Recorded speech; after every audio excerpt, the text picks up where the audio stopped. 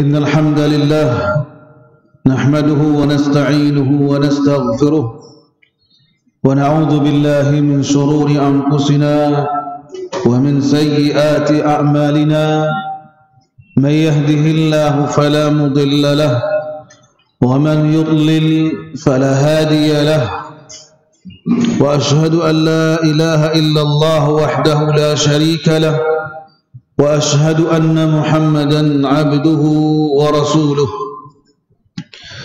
يا أيها الذين آمنوا اتقوا الله حق تقاته ولا تموتن إلا وأنتم مسلمون يا أيها الناس اتقوا ربكم الذي خلقكم من نفس واحدة وخلق منها زوجها وبث منهما رجالا كثيرا ونساء واتقوا الله الذي تساءلون به والأرحام إن الله كان عليكم رقيبا يا أيها الذين آمنوا اتقوا الله وقولوا قولا سديدا يصلح لكم أعمالكم ويغفر لكم ذنوبكم ومن يطع الله ورسوله فقد فاز فوزا عظيما أما بعد فإن أصدق الحديث كتاب الله وخير الهدي هدي محمد صلى الله عليه وآله وسلم وشر الأمور محدثاتها وكل محدثة بدعة وكل بدعة ضلالة وكل ضلالة في النار. معاشر المسلمين الإخوان والأخوات وأمهات بارك الله فيكم وحياكم الله وبياكم. Puji syukur kepada Allah Subhanahu wa taala terhadap semua nikmat-nikmat Allah yang telah kita rasakan. Alangkah besarnya nikmat al-Islam yang dengannya kita menjadi seorang muslim, bersujud sembah di hadapan Rabbul Izzati wal Jalalah wahdahu la syarikalah. Kemudian alangkah besarnya nikmat al-iman yang dengannya kita insyaallah menjadi orang-orang al-mu'minin wal mu'minat. Kemudian tidak kalah besarnya nikmat al-ihsan. Ada kemudian nikmat as-sihhatu wal faragh, dua nikmat yang sangat besar, yaitu kesehatan dan waktu yang luang. Bersyukur kepada Allah Subhanahu wa taala kita diberikan nikmat-nikmat tersebut, apalagi nikmat kesehatan, lalu kita manfaatkan untuk menghadiri pengajian. Kemudian nikmat waktu yang luang juga kita langkahkan langkah kita menuju tempat pengajian bersama para ikhwan, wa insyaallah Rabbul Alamin Rabbul Izzati wal Jalalah Ar-Rahman akan berikan pahala yang besar insyaallah Rabbul Alamin. Syukur kedua kalinya kita memuji Allah Subhanahu wa taala bisa hadir di tempat ini dalam rangka mempelajari atau mendengarkan insyaallah untayan hikmah dari surah Al-Asr. Hanya 3 ayat, namun alangkah besarnya atau besar kandungan dan hikmahnya, insyaallah kita akan kaji bersama. Kemudian salawat dan salam semoga Allah sampaikan dan curahkan kepada Rasulullah sallallahu alaihi wa alihi wasallam, juga kepada ahlul bait, para keluarga Rasulullah, para sahabat Rasulullah sallallahu alaihi wasallam wa radhiyallahu anhum, dan orang-orang yang datang setelah mereka dari kalangan tabi'ut tabi'in, lalu mereka mengikuti petunjuk as-salafus salih dengan cara yang ihsan sampai datangnya hari pembalasan. Para jemaah ikhwan wal akhawat dan ummahat, barakallahu fikum. Surah Al-Asr termasuk Makkiyah atau Madaniyah? Makkiyah atau Madaniyah? Yang statusnya atau turunnya ya selagi Rasul di kota Mekah disebut dengan Makkiyah. Lalu yang kedua, tatkala beliau sampai ke kota Madinah, pindah dari kota Mekah menuju Madinatun Nabawiyah, itu disebut dengan surah-surah Al-Madaniyah. Ternyata suratul Asr statusnya ialah Makkiyah, yang turun ya selama Rasul masih di kota Mekah. Lalu kemudian berjumlah hanya 3 ayat. Ya, kita ketahui ada 2 surah yang terpendek di dalam juz Ammah atau dalam juz yang ke-30. Yang pertama surah Al-Asr, yang kedua surah Al-Kautsar. Ya, surah Al-Asr ya menarik sekali untuk kita bahas. Lihat kalimat-kalimat yang di akhir ayatnya diakhiri dengan huruf ra.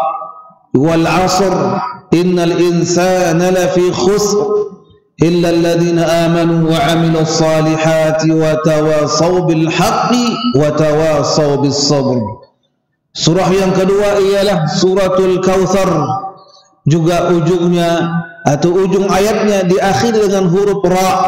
Inna a'tainakal kautsar fashalli li rabbika wanhar inna syani'aka huwal abtar.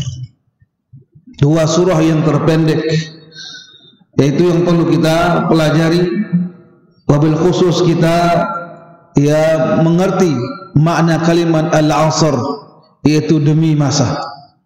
Yang kita berada dalam masa tersebut, ya ada 3 waktu yang kita dapati dalam kehidupan ini, yaitu hari kemarin telah berlalu, lalu hari ini sedang kita lalui, ya insyaallah kita bisa bertemu hari esok.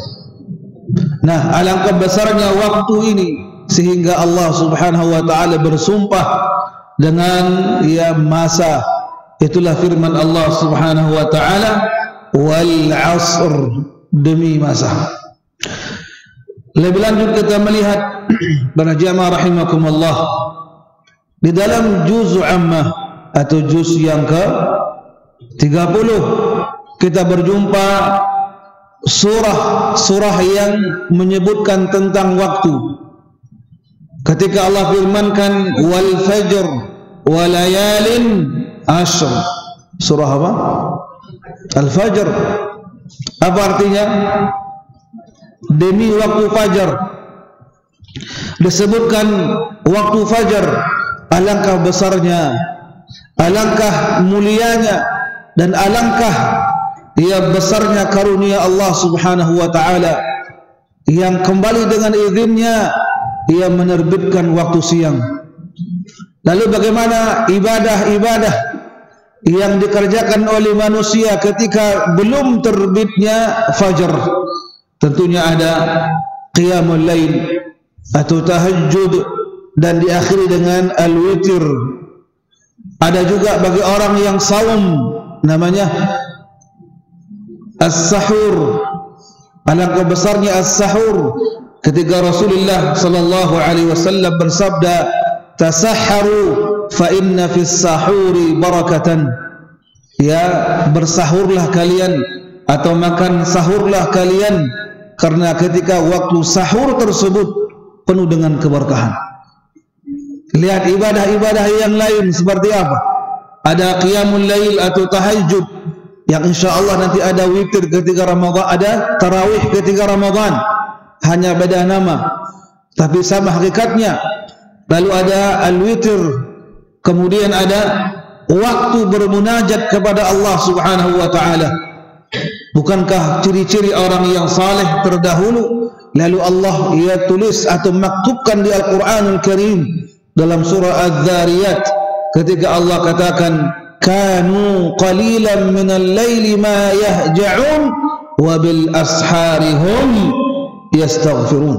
Antara ciri-ciri orang yang muttaqin, di waktu malam mereka ada waktu ya untuk qiyamul lail. sehingga lambung mereka jarang dari tempat tidur alias bangun dari kasurnya dan berdiri di hadapan Allah, bermunajat di hadapan Allah Subhanahu wa taala. Lalu kemudian mereka beristighfar kepada Allah Subhanahu wa taala. Lihat jemaah, waktu-waktu sebelum fajar alangkah agungnya. Lalu kemudian ketika masuk fajar, awal kita menahan tidak makan dan tidak minum dan hal-hal yang membatalkan saum seseorang. Namanya fajar. Lalu kemudian muadzin mengumandangkan kalimat-kalimat takbir wa tauhid wa syahadatain dan anjuran untuk as-salah. Lalu kemudian yang kedua, seruan untuk mencari menggapai al-falah, kesuksesan yang abadi. Lihat bagaimana indahnya untayan-untayan al-adhan tersebut. Lalu kemudian bagaimana dianjurkan, alangkah besarnya salat sunnah 2 rakaat qabla al-fajr. Nabi kita yang mulia sallallahu alaihi wasallam bersabda, raqatal fajri atau raqatayil fajri khairun minad dunya wa ma fiha. 2 rakaat sunnah qabliyatul fajr, keutamaannya lebih baik daripada dunia dan seisinya. Ini jemaah rangkaian-rangkaian ibadah, alangkah agungnya. Nah, Allah bersumpah dengan waktu fajar, wal fajar, dan demi waktu fajar. Kemudian setelah menjelang duha, Allah pun bersumpah dengan waktu duha. Ketika Allah firmankan, wadduha wal laili idza saja. Surah apa? Ad-Duha.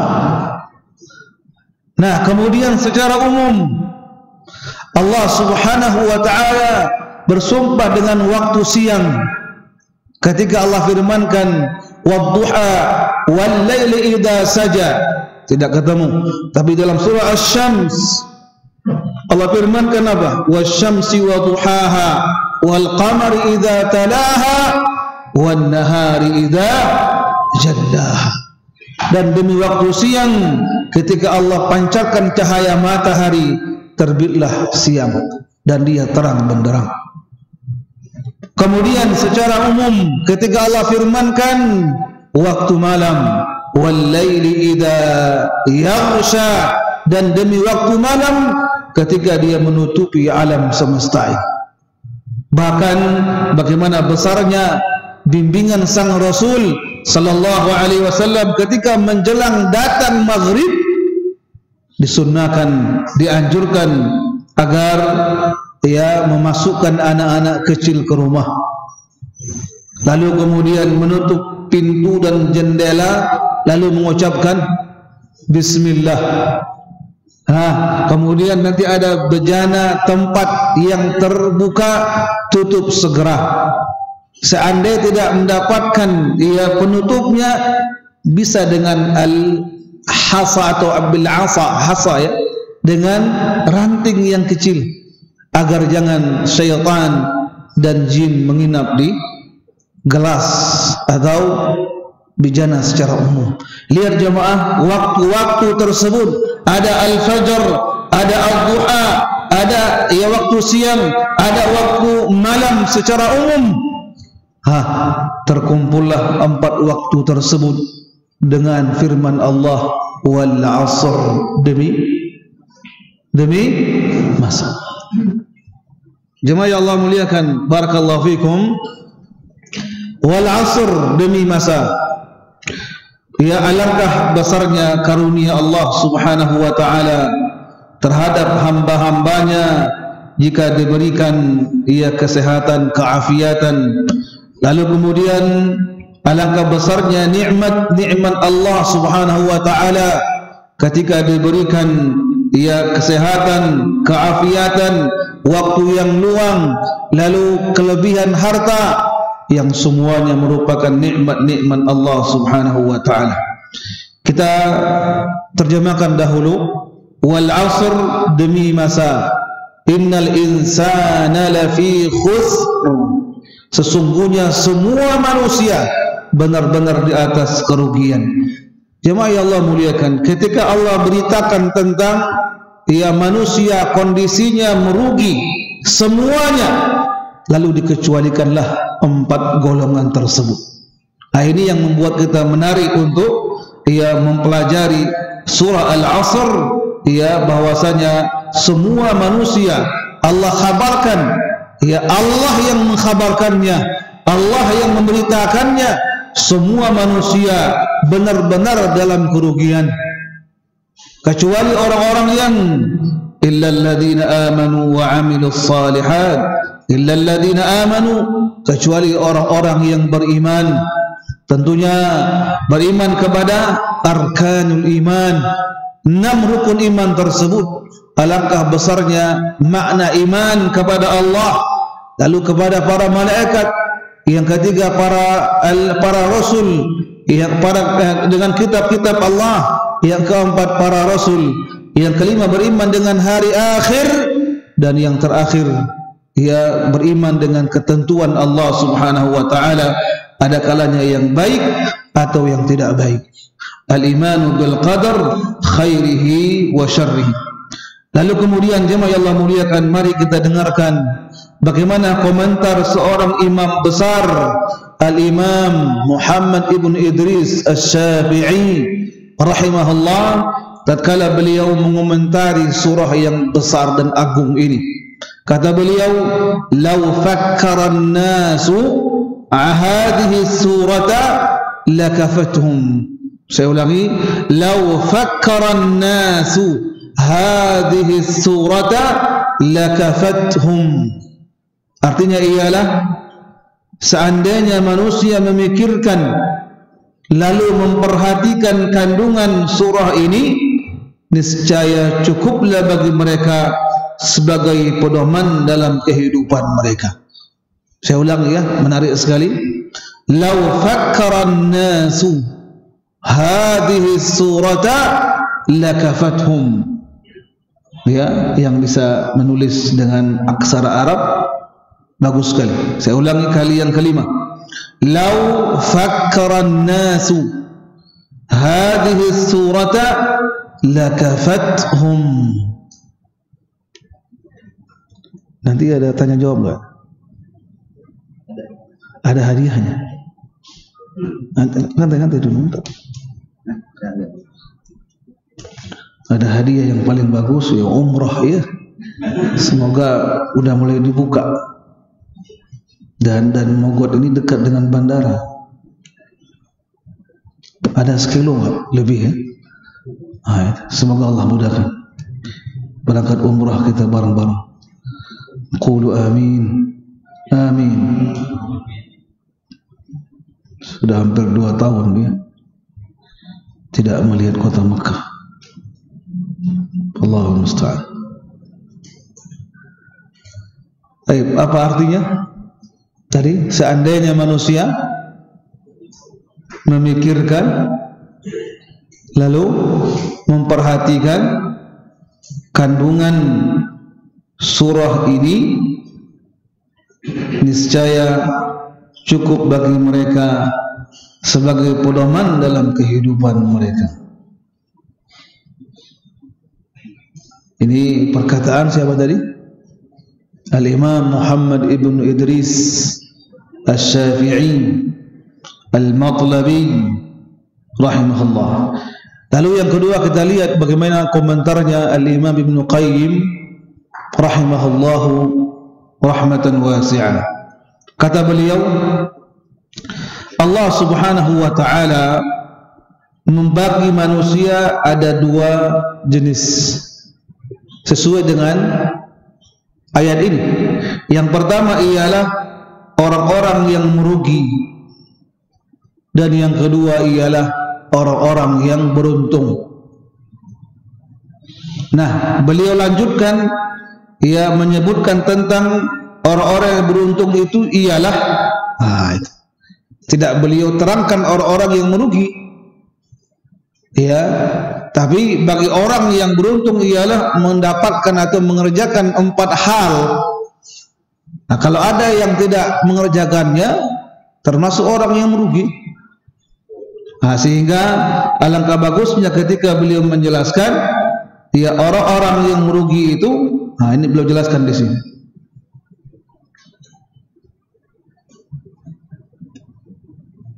Ya. Baik, orang-orang yang beruntung ialah yang selalu menghiasi dirinya dengan keimanan dan amal saleh. Saya ulangi, orang yang beruntung itu ialah orang yang selalu menghiasi dirinya dengan keimanan dan amal saleh. Bahkan kalimat iman dan kalimat amal saleh tidak bisa dipisahkan. Karena definisi iman dalam pandangan atau keyakinan Ahlus Sunnah wal Jamaah harus memiliki tiga persyaratan. Yang pertama ialah al-iqraru bil lisan, mengikrarkan dengan lisan. Yang kedua, meyakini dengan hati. Lalu yang ketiga, mengamalkan dengan anggota badan. Simpel sekali. Kita beriman dengan sang Rasul, ya kita ucap syahadatain dan diiringi dengan kalimat asyhadu an la ilaha illallah wa asyhadu anna Muhammadan Rasulullah sallallahu alaihi wasallam. Itu lisan. Lalu hati kita meyakini betul-betul beliau utusan Allah yang wajib diikuti, yang wajib kita contoh dalam segala hal, wabil khusus masalah ibadah. Lalu kemudian muamalah dan al-akhlaq, ya, kemudian dengan anggota tubuh kita. Bukti kita beriman kepada Rasulullah sallallahu alaihi wasallam. Lihat praktek yang simpel saja. Apa di antaranya? Makan dan minum dengan tangan kiri, ya, tangan kanan. Lalu kemudian mengucapkan bismillah. Nah, yang ketiga, jika makannya berjamaah, ya, ini sudah hampir hilang jamaah, ya, kecuali para santri, ya. Coba kita terapkan di rumah kita dan insya Allah hemat piring. Ya, 2 nampan cukup kalau punya anak, ya 10. Oh, masih kebanyakan, bagi 2. 5 anak kita, 6 sama 7 dengan kita berdua sama istri, dibagi 2 itu. Ya, kebersamaan, ya, rasa kebersamaan dan tidak ya yang gede langsung ngambil dengan rakusnya, ya, atau yang kecil ketinggalan habis menangis meraung-raung enggak kebagian. Nah, dengan kita berjamaah itulah subhanallah ya ikhwan, satu kenikmatan yang luar biasa. Itu pun hukumnya enggak wajib. Nah, sehingga kalau berjamaah tersebut apa yang Nabi katakan, wa kul mimma yalik. Pertama ialah qul, ucapkan samillah, bismillah. Ya, yang kedua apa? Ya, wa kul mimma yalik. Yang kedua, ya, dimakanlah apa yang ada di sekitarmu. Ya, makan berjamaah ini paling mudah diterapkan. Tidak boleh kita seperti apa? Ya, kobelko. Oh, itu. Mentang anak gede, atau kalau santri dia anak yang paling senior. Nah, itulah adab dalam makan selama ya 3 kali sehari semalam dibina dari makan tersebut. Seharusnya yang besar menyayangi yang kecil, lalu yang kecil menghormati yang besar. Bagian dari sabda Rasulullah sallallahu alaihi wasallam. Lihat bagaimana jika sebaliknya. Berarti apa? Tidak mengimani sabda sang Rasul sallallahu alaihi wasallam. Kita kadang terasa ikhwan, baik juga ummahat, ya, terutama makan apa? Makan tahu goreng. Tahu goreng? Itu. Cabenya tangan kiri. Berarti apa? Makan dengan tangan kiri. Pernah berbuat? Pernah. Nah, tinggalkan. Atau menggunakan dua ya, makan bakso atau soto. Nah, kita makan, lalu ada potongan dua itu yang kita potong, mungkin tahu atau bakso, enak sekali. Paham? Makan dengan tangan kanan. Ya, apa solusinya ikhwan? Masalah makan ini, kita bisa makan dulu cabenya, kepedasan. Jangan, nggak kuat. Ya, makan dulu tahunya, baru cabenya. Atau kalau kita kuat, ya satu tahu, satu cabai langsung. Paham? Ini perlu kita ajarkan. Ya, betapa tidak kita anggap sepele. Lebih simpel. Lihat, siapa yang menyuruh kita minum seperti ini? Katanya ini kotor Pak Ustaz. Iya, kotor. Kenapa tidak kita jilat dahulu sebelum memegang gelas? Biarlah gelas ini kotor daripada kita mengotori sunnah Rasulullah sallallahu alaihi wasallam.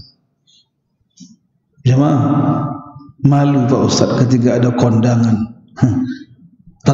Pakai tangan kita malu kadang-kadang makan. Cari sendok. Terus kita cari tempat duduk, apalagi lagi lesehan, kampungan, deso katanya. La ilaha illallah. Kenapa kita lemes? Kenapa kita seperti kangkung, belum lagi digulai, dipetik udah mulai lemes. Jangan. Cari tempat duduk kita makan dengan tangan kanan. Alangkah lezatnya. Tampakkan sunnah itu. Jadi kalau kita minum nggak ada begini. Kenapa tidak langsung? Takut kotor, jilat dahulu. Kalaupun tidak dijilat itu kan tidak najis. Subhanallah ikhwan, begitu banyak ya. Mari kita saling menasihati. Makanya besarnya surah ini, lihat ada ayat yang berbunyi wa tawasau bil haqqi wa tawasau bis sabr. Kemudian kata Ibnu Qayyim, yang pertama tadi apa? Hendaklah menghiasi dirinya dengan apa? Iman dan amal saleh. Lalu kata beliau yang ketiga, senantiasa menasihati manusia dengan berpegang teguh dengan yang hak. Hendaklah saling menasihati sesama manusia dalam rangka berpegang teguh dengan yang hak. Apalagi hari-hari ini ikhwan wa akhawat wa ummahat, kita kadang-kadang takut keluar masjid. Virus corona sudah setahun lebih. Kita mendapatkan musibah besar ini. Hampir seluruh dunia terjangkit wabah ini. Sikap yang tepat ialah tidak boleh berlebihan takut, dan juga tidak boleh kita menggampang-gampangkan, karena dia ada dan nyata, terbukti, kita pun mengalaminya. Sehingga sikap yang tepat ialah ramaikan kembali masjid walaupun kondisi jarang ataupun memakai kita masker atau pakai sejadah. Dan kita mohon kepada Allah Subhanahu wa taala agar Allah angkat kembali wabah ini, dan kita segera bertaubat kepada Allah Subhanahu wa taala. Di samping kita menjaga kesehatan dengan olahraga secukupnya, makan makanan yang cukup dalam rangka menggapai kesehatan. Dan ingat, semua ini ialah cobaan dari Allah Subhanahu wa taala. Tidak dia datang melainkan dengan sebab dosa-dosa kita. Tidak boleh kita mengatakan, ya Ustaz, ana enggak ada dosa. Sombong kita. Seandainya kita suci dari dosa, dan tidak ada manusia yang suci dari dosa, cukuplah kita mengatakan saya banyak dosa. Cukuplah dengan hal itu kita tertarik bersegera untuk banyak bertaubat kepada Allah Subhanahu wa taala. Ingat, dilarang kita menganggap diri kita suci.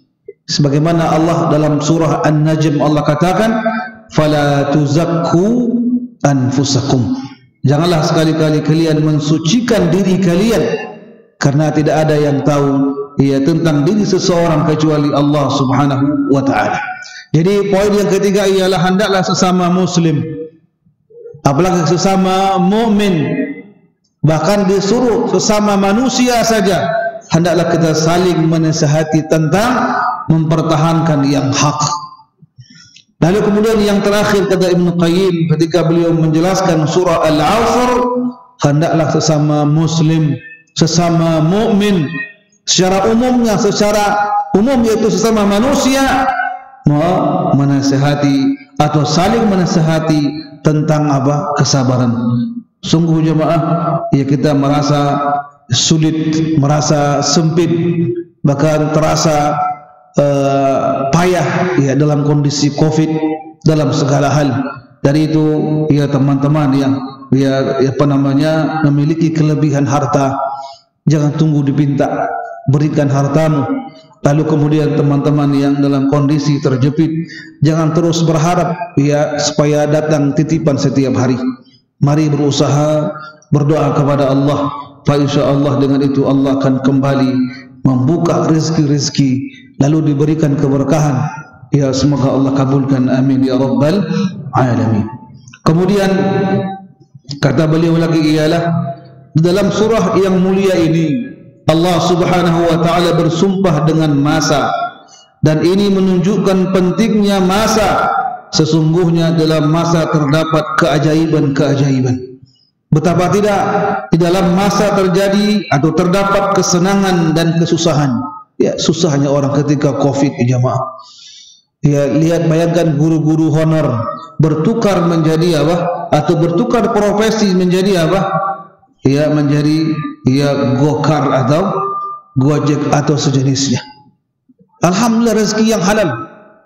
Lihat selama pandemi begitu banyak orang yang memesan lewat online. Karena nggak boleh keluar rumah. Masih ingat 3 bulan pertama jemaah, nggak boleh kita keluar rumah. Masjid ditutup, tarawih di rumah, Aidnya di rumah. Luar biasa. Telah berlalu, alhamdulillah. Menjadi darsun bagi kita ke depan hari. Ketika Allah timpa musibah tersebut, bagaimana hamba-hambaku seharusnya yang banyak berdosa insaf.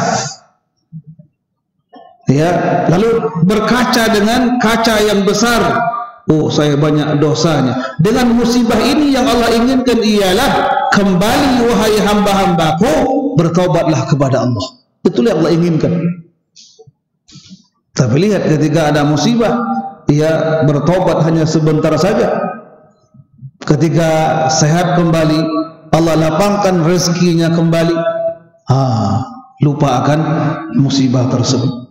Allah muliakan, kalau kita melihat ada hadis Rasulullah sallallahu alaihi wasallam ketika sahabat Ma'qil bin Yasar radhiyallahu anhu mengatakan, telah bersabda Rasulullah sallallahu alaihi wasallam, al-ibadatu fil haraji kahijratin, al-ibadatu fil haraji kahijratin ilayya, rawahu Muslim.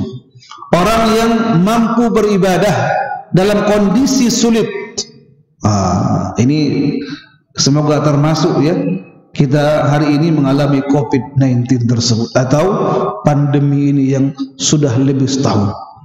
Kita keluar rumah saja kalau tanpa masker, kayaknya ada yang gak beres.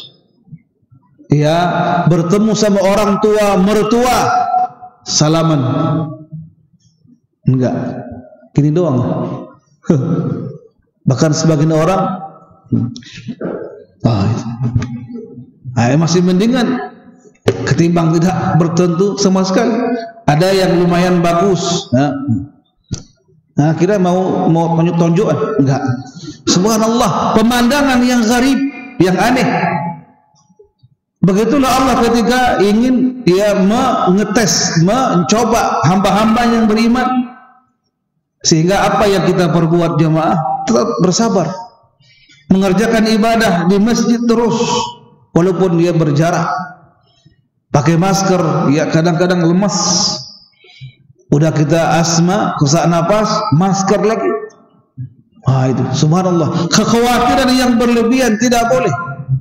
Khawatir itu boleh, alias waspada kalau bahasa keren. Tapi kalau berlebihan sampai tidak mau ke masjid, dan dia dalam kondisi yang sehat, nggak salah, itu salah, mohon maaf. Atau dia gampang-gampangan, dia tanpa masker segala macam, semua orang dia jumpai, bahkan bisa bersentuhan. Hati-hati. Nah, makanya kebijakan pemerintah bagus sekali ya. Apa 3M? Apa 3M? Masker, cuci tangan dan berjarak. Nah, bagus. Alhamdulillah kita tidak disuruh sama istri berjarak. Nah, kalau itu kata orang Medan payah kali. Nah, alhamdulillah. Mari jemaah kita lanjutkan. Bahwasanya keajaiban masa itu, di sana ada orang yang sehat, ada juga orang yang dalam kondisi dia sakit, ada orang yang susah, ada orang yang lapang, ada orang yang kaya, dan ada orang yang miskin. Lebih menakjubkan lagi, ada orang yang hidup dan ada yang meninggal dunia. Lihatlah bagaimana manusia memfungsikan waktu-waktunya. Ada yang menyia-nyiakannya. Ada orang-orang yang sedikit teringat dengan akhirat, banyak waktu habisnya untuk dunia. Ada orang yang hanya dia pikirkan ialah dan yang keluar. Ada orang yang subhanallah, waktu-waktu dunianya dia tunaikan, tapi lebih banyak porsinya untuk akhirat. Jemaah, kalau kita baca surah An-Nur pas ayat yang ke-30, sangat menakjubkan ketika Allah firmankan, rijalun la tulhihim tijaratun wala bai'un an dzikrillah. Pertama. Yang kedua, wa iqamis salah. Yang ketiga, wa itaiz zakah. 3 hal ibadah besar. Laki-laki yang Allah firmankan, kaum laki-laki berdagang, berbisnis atau jual beli, tidak menyibukkan mereka dari mengingat Allah subhanahu wa ta'ala, menegakkan salat dan membayar zakat. 3 ibadah besar. Kemudian apa sebabnya? Yakhafuna yawman, karena mereka merasa takut akan datang satu hari, tataqallabu fihi alqulubu wal absar, di mana hati dan pandangan manusia berbolak-balik karena ketakutan yang luar biasa. Itulah di hari kiamat. Jemaah, begitu besarnya as-salah sampai Rasulullah sallallahu alaihi wasallam napasnya di tenggorokan mau hendak meninggalkan dunia ini selama-lamanya, beliau sempat mengatakan as-salah, as-salah wa ma malakat aymanukum.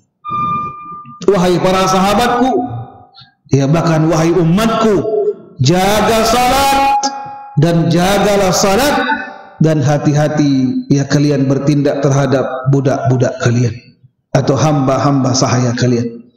Ini yang beliau praktekkan jemaah 5 hari sebelum wafat. Bahkan beliau ketika keluar tersebut dipapa dengan 2 orang, yang di kanannya menantu beliau Ali bin Abi Thalib, dan yang kedua ialah Al-Fadl bin Al-Abbas. Kedua-duanya misan Ali sekaligus menantu beliau.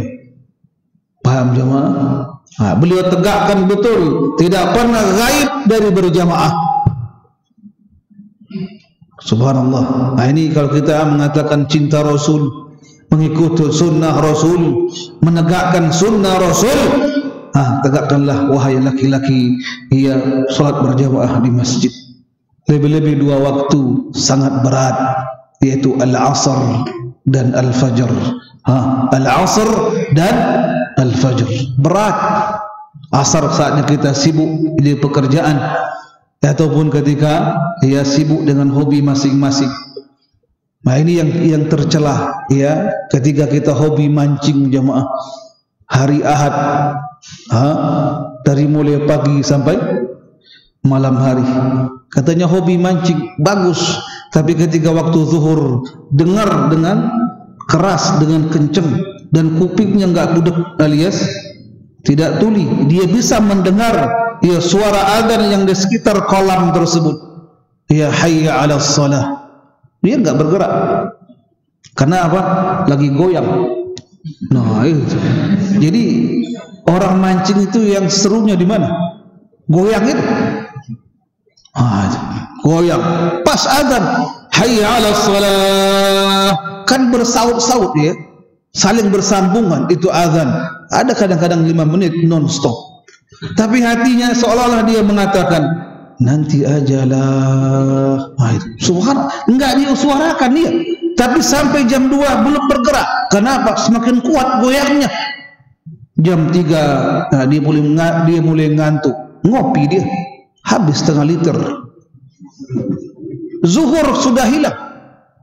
Jam 3:15 masuk asar.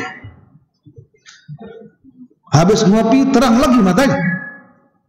Lempar lagi lah. Makin kuat goyangnya. Nah, maghrib sudah mau di depan pintu. 2 waktu jamaah. Pas dia maghrib itulah dia pulang ke rumahnya. Sampai di rumah pas waktu isya. Zuhur lewat. Terus asar lewat. Maghrib jangan harap. Isya mandi, kemudian makan. Ya, udah mulai 5 watt lewat.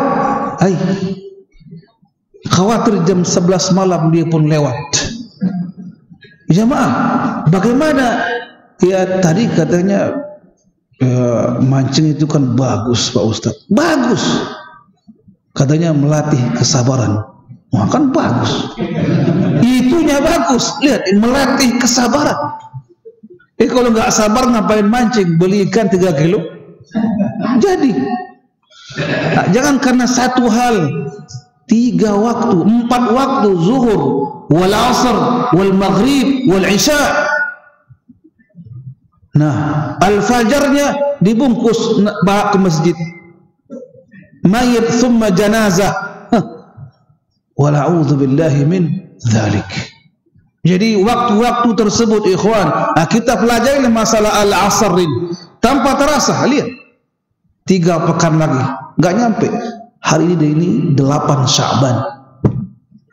Kalau Sya'ban ini berjumlah 29, lebih cepat lagi. Ramadan. Usia pun bertambah ya, 82 kejauhan 28. Terus naik angkanya, bertambah angka iya, tapi berkurang apa? Saldo. Berkurang apa? Kuota hidup kita. Disangka makin panjang, makin kekal lah. Nggak tahu kapan kita akan disolatkan di masjid ini jemaah. Dari itulah ada sifat apa? Ya, rasa harap kepada Allah agar diberikan kemudahan untuk berbuat ketaatan. Di samping ada harap, ada cemas.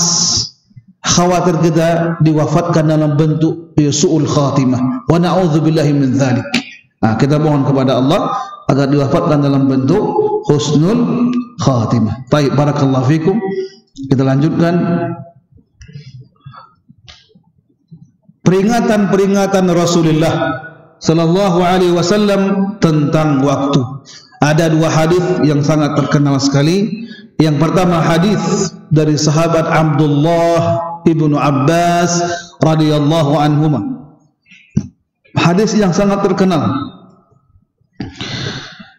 dari Nabi yang mulia sallallahu alaihi wasallam ketika beliau bersabda, ni'matani maghbunun fihima katsirun minan nas, as-sihhatu wal faragh.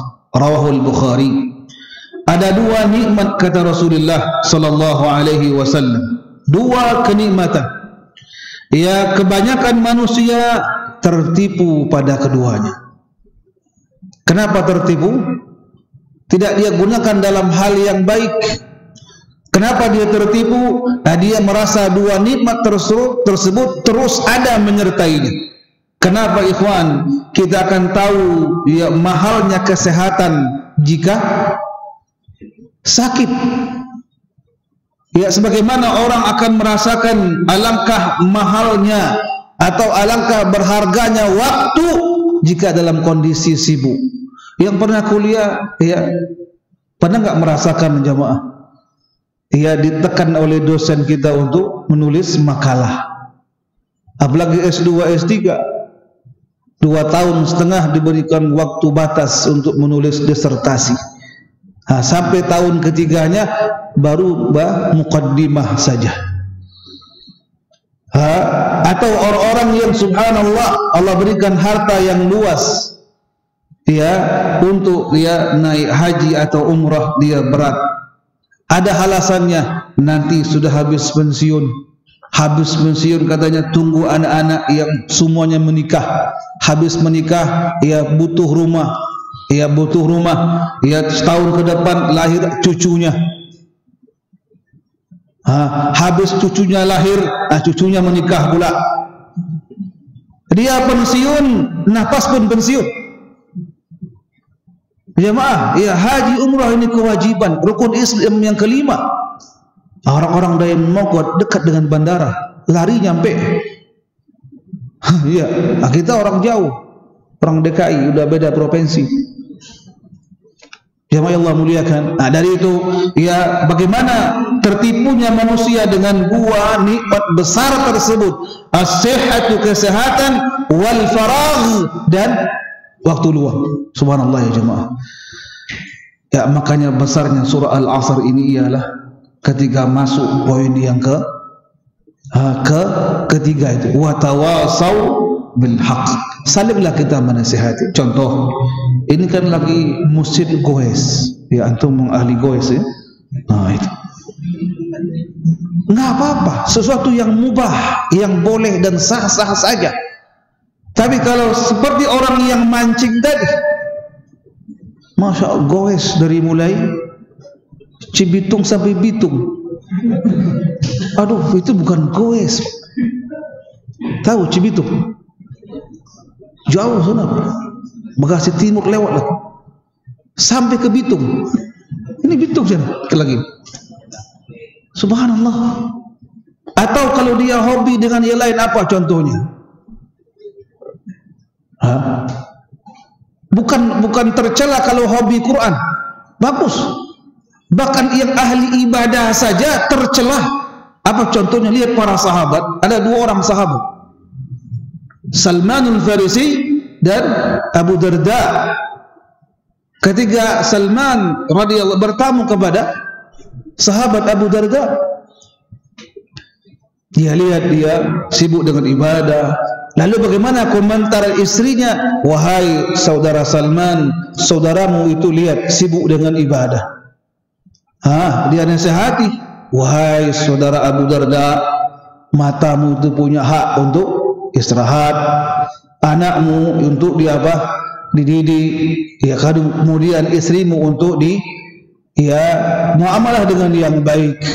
Subhanallah ya jemaah. Nah, peristiwa tersebut dilaporkan atau sampai kepada Rasulullah, lalu Nabi yang mulia sallallahu alaihi wasallam membenarkan perkataan Salman al-Farisi. Itu. Bagaimana yang hobinya hal-hal yang mubah saja? Bapak di antaranya yang hobi apa? Ini. Itu kan hobi, jutaan habis uang. Apa yang dia cari? Hanya suara burung ketika pagi dan sore hari. Ketika dia sore tidak berbunyi, sibuk dia mencari dokter hewan, dokter burung. Ajib ya, ada. Apalagi di antaranya selain burung-burung itu, hobi orang mancing udah, goes udah, burung udah, ikan.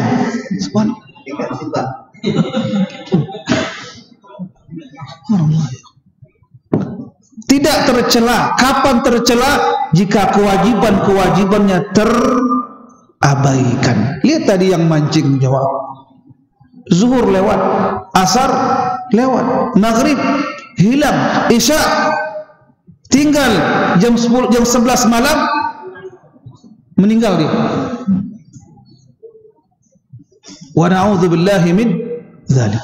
Betul apa yang Nabi sabdakan, nikmatani maghbunun fihi ma katsirun minan nas. Ada dua kenikmatan kata Rasul. Hadisnya sahih riwayat Imam Bukhari. Dari sahabat Ibnu Abbas radhiyallahu anhuma, dua kenikmatan kata Rasulullah sallallahu alaihi wasallam, begitu banyak manusia tertipu dengannya. Kenapa tertipu? Lagi-lagi tidak dipergunakan kepada yang baik-baik. Justru ikhwan, ketika orang yang kena musibah kecil ataupun besar, ya seharusnya dia insaf dengan kesalahannya. Jadi musibah ini seperti teguran. Ya, ketika kita naik motor jamaah, tiba-tiba kita masuk ke jalan tol, ada enggak? Ada. Nah, jangan tunjuk si Fulan bin Fulan, jangan. Kan hebat, katanya ingin jalan tol yang lurus saja. Datang polisi, berkali-kali ada isyarat, ada peruit segala macam, anteng aja cuma gitu. Nah, ketika ada insiden, siapa yang salah? Jemaah. Nah, ketika ditegur itulah oleh Allah, sadarlah kita. Betul, oh iya, banyak dosa kita jemaah. Kalaupun kita ahli ibadah, itu untuk dirimu. Ya, bagaimana kewajiban-kewajiban yang belum atau kurang kita tunaikan terhadap kedua orang tua. Seandainya kita orang yang memiliki kekayaan, hanya mentransfer ke orang tua kita 100 juta tiap bulan, yang datang hanya kertas. Betul enggak? Kenapa tidak kita jenguk orang tua atau mertua? Hanya di Parung doang. Tahu Parung? Bogor. Berapa jauh? Dan Mogot. Anak sering bilang panjang ya, karena 2 A-nya. Dan Mogot. Sahih enggak? Nah, itu. Dia bertajwid sedikit. Nah, berapa jaraknya Dan Mogot ke Parung itu ya? Sampai hati kita hanya menjenguk sekali setahun. Ketika Id doang, itu cuma 2 hari, enggak betah dia. Kenapa enggak betah? Enggak ada sinyal. Anak-anaknya sibuk dia kan? Subhanallah, sampai hati. Allahu Akbar. Ini dosa kita. Sama anak-anak apalagi yang sibuk hobi-hobi tadi. Anak-anak kita punya hajat, punya kebutuhan, punya keperluan dengan kita. Apalagi istri, Allahu Akbar, kalau enggak sabar mungkin minggat dia. Ketika bekerja suaminya berangkat jam 6 pulang jam 10, dia pun gusar. Nah sekarang masa pandemi, suaminya mendam terus di rumah. Gusar juga dia. Itulah manusia, enggak ada habis-habisnya. Ala kulli hal ya jemaah, tetangga kita. Sampai hatikah ketika terpancang bendera warna kuning, baru kita kenal siapa namanya, dari mana asalnya. Allahu Akbar.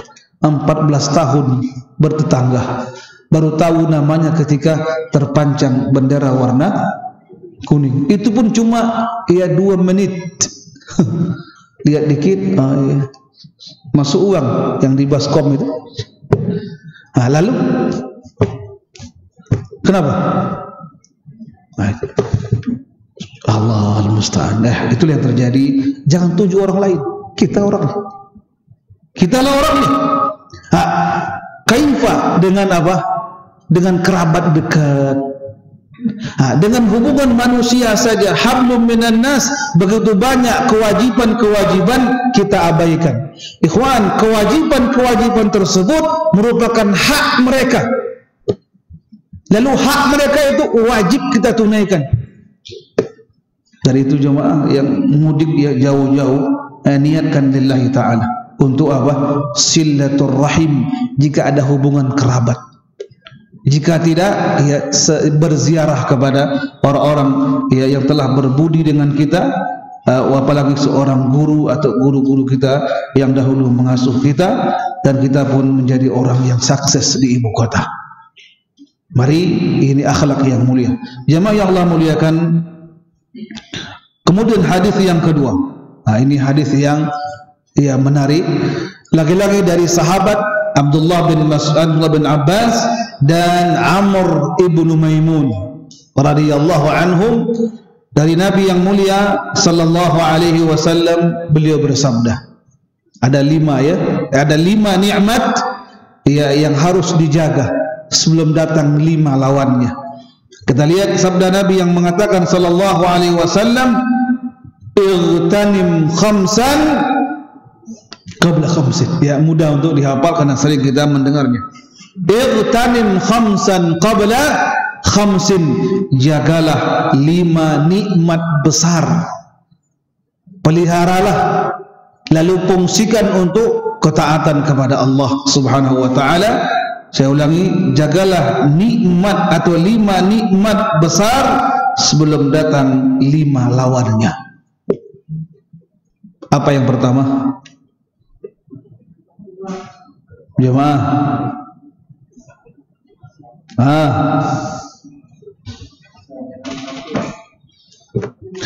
Yang pertama ialah syababaka qabla haramik. Ya, jagalah masa mudamu sebelum datang masa tua.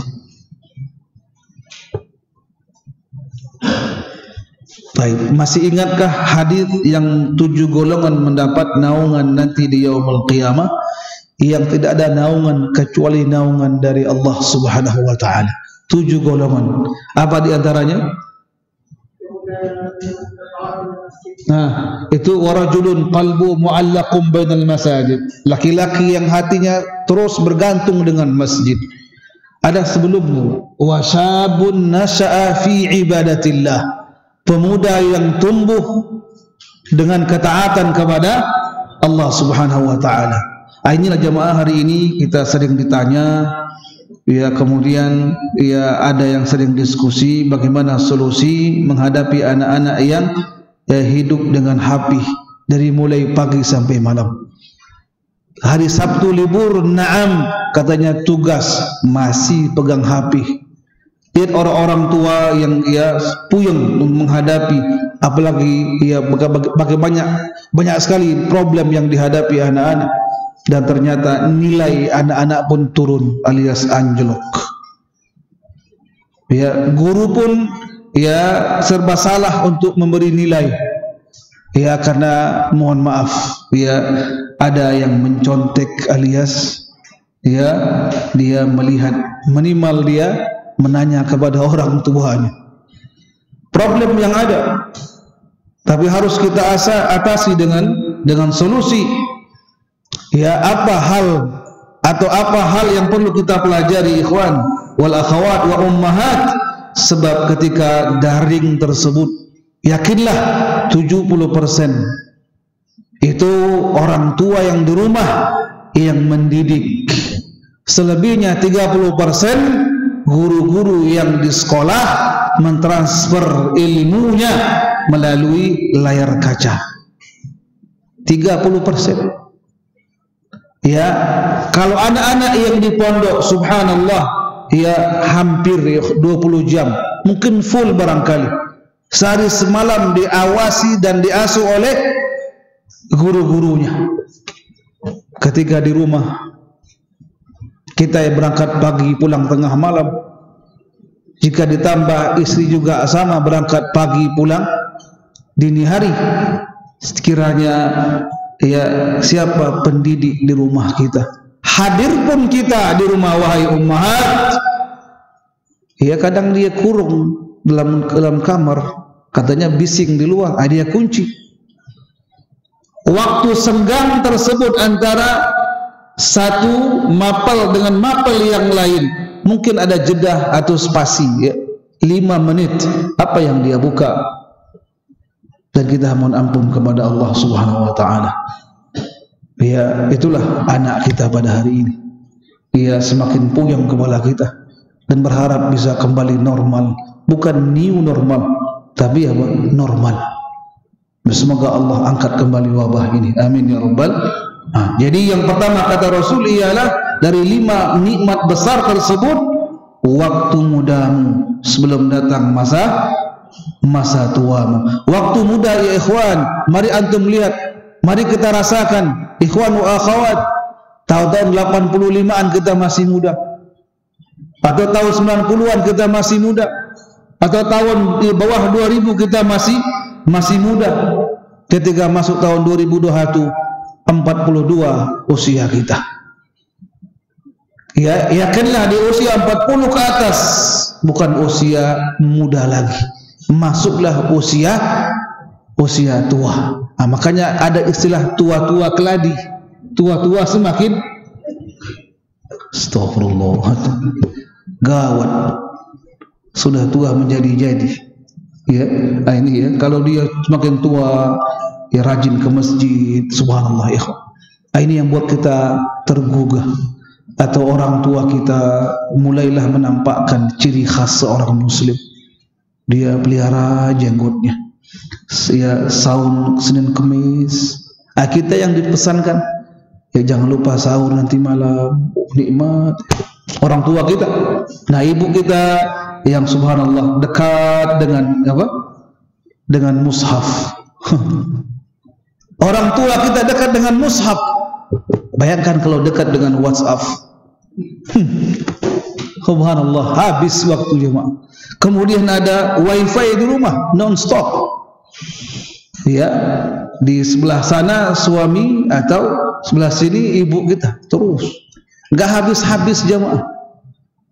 Ada yang pernah menghitung berapa jumlah ya YouTube atau film di YouTube itu? Enggak ada. Mungkin puluhan juta. Enggak habis-habis. Lalu berita yang ada, ya atau bagaimana jenis makanan wahai ummahat, enggak habis-habis. Otak manusia terus berkarya untuk menciptakan resep. Lihat masa pandemi jemaah. Ya, kita punya istri pintar masak. Betul nggak? YouTube dia buka. Bukan tercela ya, tapi ketika hal-hal yang sangat urgent mendidik anak-anak karena ketidaktahuan kita wahai ummahat wa akhawat, karena ketidaktahuan kita serahkan kepada lembaga. Tahu pun kita tapi terbatas dengan sarana di rumah, juga kita serahkan kepada lembaga. Kenapa enggak kita ciptakan, wahai ummahat, saya harus menjadi mudarrisah. Apa itu mudarrisah? Guru di rumah wahai ummahat wa akhawat. Ketika ada mudarrisah di rumah, ya akan ada madrasah. Betul enggak? Nah, kalimat itu jemaah kalau tanpa harakat dia sama. Mim dal ra sin ta marbutah. Boleh dua dibaca, bahkan tiga. Mudarrisah, mudarrasah, madrasah. Ada mudarrisah, seorang teacher, guru, ustadzah. Lalu kemudian terciptalah yang namanya madrasah. Ketika masa pandemi, sangat beruntunglah ya istri yang bisa mendidik anak-anaknya. Beruntunglah seorang ibu tahu dia baca tulis alif, ba dan ta.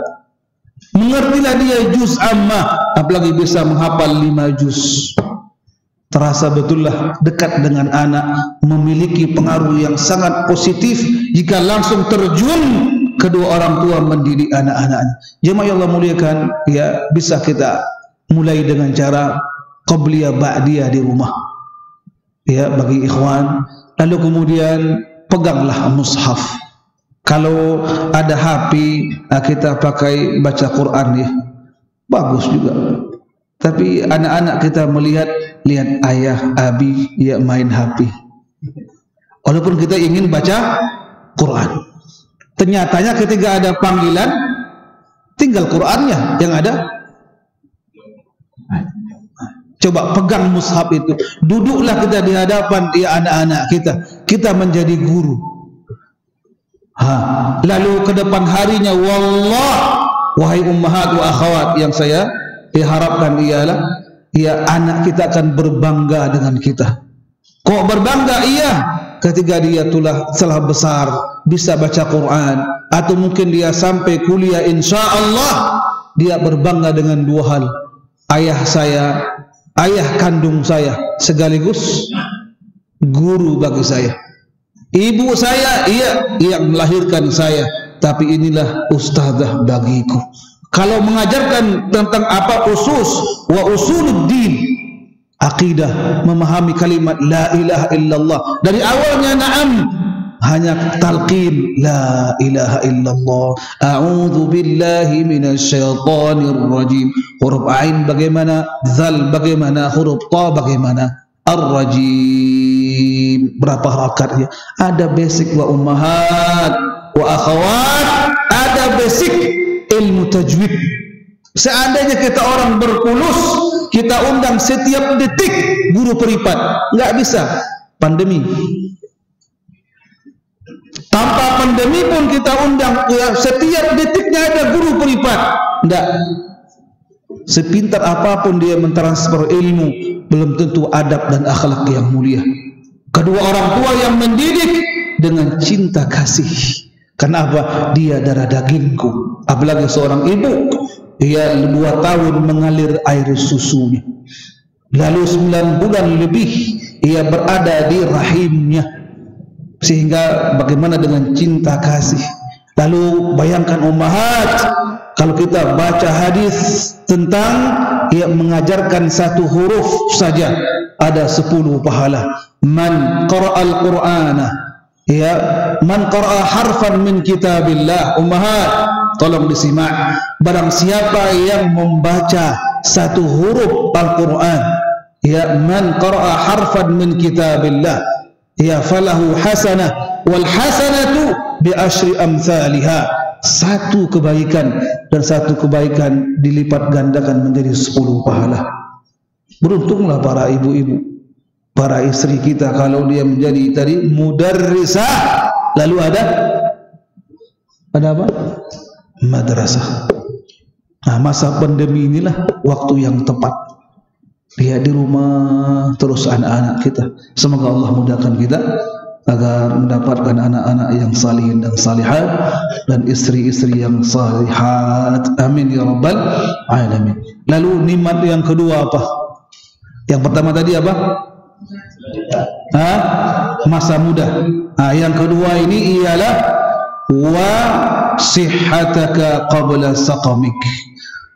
Jagalah waktu sehatmu sebelum datang masa sakitmu. Telah berlalu jemaah, ya, sebagian kita ada yang dia ditimpa musibah COVID alias positif. Itu yang dahulu kita alami, ya, kalau kita mendatangi dokter, lalu dia bukan di swab, sini swab ya, di swab, datanglah hasil. Paling kita khawatir kalau dia positif. Kalau pasutri dia positif, bagus, dapat apa? Anak. Tapi kalau yang ini positif, wah, Allahu Akbar. Kita alami jamaah, ya, di jamaah kita Kalisari itu, Pasar Rebo, banyak yang meninggal. Sehingga saya pun ya, pada bulan berapa? Bulan 2 ya. Bulan 2 itu, Februari tanggal 23 itu. Ketika di antigen, anak tanya ke dokter, ini betul kah ini? Betul. Betul, akurat kata. Udah, pulanglah. Ia isoman atau isolman. Ia bertapa, ikhwan, di kamar kita sebulan. Makan, minum, makan, tidur, segala macam. Penyakitnya 3. Ia panas mungkin biasa, flu itu hal yang lumrah. Tapi yang ketiga ini apa? Batuknya itu, dia akan menyerang paru-paru. Yang enggak kuat lewat, kan gitu ya. Enggak kuat, ya sudah masuk ke paru-paru, lemahnya imun, datang ke rumah sakit, langsung dipasang ventilator. Itu ikhwan selama 3 malam. Hari keempatnya ada perubahan. Jika tidak, itu yang lewat. Paham ya? Jamaah yang pernah menyaksikan pemakaman COVID, pernah? TV lain. Saya langsung dua teman dekat sekaligus ketua DKM dan teman dekat teman lama. Subhanallah ya jemaah, sedih ya jika tidak ada teman-teman yang setia hanya menyolatkan dia dalam mobil ambulan tersebut. Nah, kita di luar mesti berjarak lebih kurang 200 meter dari kuburannya, karena itulah peraturan SOP. Anak-anaknya Allahu Akbar, tetangga tahu COVID jangan datang, doa aja. Subhanallah ya kawan. Jadi alangkah mahalnya apa tadi? Kesehatan. Lihat bagaimana orang ya untuk mencari kesehatan, ikhwan. Subhanallah. Dia kadang-kadang enggak masuk akal. Ya, apa yang dia cari? Kesehatan. Sampai makan pun ditakar. Kenapa? Jika berlebihan bisa lewat. Ya, kapan saya ulangi, kapan seseorang akan merasakan mahalnya kesehatan? Ketika sakit. Beruntunglah ketika dia sehat, melihat orang yang sakit, dia pun mengatakan alangkah mahalnya sehat. Lalu waktu sehat itu gunakan kepada ketaatan. Mohon jamaah para ikhwan ya, kita ketika mendengarkan hayya 'alas shalah, segera kita berangkat ke masjid. Ya, dan termasuk usaha untuk menggapai husnul khatimah itu ialah istilahnya bolak-balik ke masjid 5 kali sehari semalam. Pelajari adab ke masjid, pelajari hadis-hadis yang tentang menganjurkan alangkah besarnya pahala. Langkah kanan mengangkatkan derajat, langkah kiri menghapus dosa. Keluar rumah ada doanya, sepanjang kita di jalan mendatangi masjid meminta doa, meminta cahaya. Allahumma ja'al qalbi nura. Terus